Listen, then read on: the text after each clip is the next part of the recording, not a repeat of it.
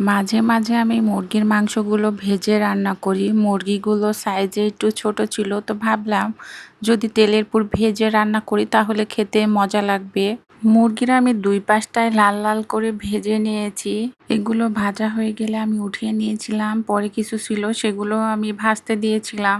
তো এই যে মুরগির মাংসগুলো ভাজা শেষ, এবার আমি উঠিয়ে নিচ্ছি সব। তেলের পুর কিছু পেঁয়াজ দিয়ে দিলাম। পেঁয়াজগুলো হালকা করে ভেজে নিব। এবার আমি সবগুলো মসলার মধ্যে দিয়ে দেব জিরা বাটা, রসুন বাটা, আদা বাটা। সাথে কিন্তু আমি পরিমাণ মতো মরিচের গুঁড়া, হলুদের গুঁড়া আর পরিমাণ মতো কিন্তু লবণও দিয়েছিলাম। তো মশলাটা একটু কষিয়ে তারপরে অল্প পরিমাণে একটু পানি দিয়ে দিলাম। আমি যখন মাংস রান্না করি তখন কিন্তু গরম মশলার গুঁড়া ব্যবহার করি। মাঝে, মাঝে মশলা বেটে দিই। তো এই যে মশলাটা কষানো হয়ে গেছে, এবার ভাজা মাংসগুলো এর মধ্যে দিয়ে দিলাম।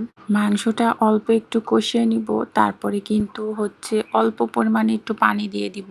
তবে আমি যেভাবে রান্না করি না কেন সবাই কিন্তু অনেক মজা করে খায়।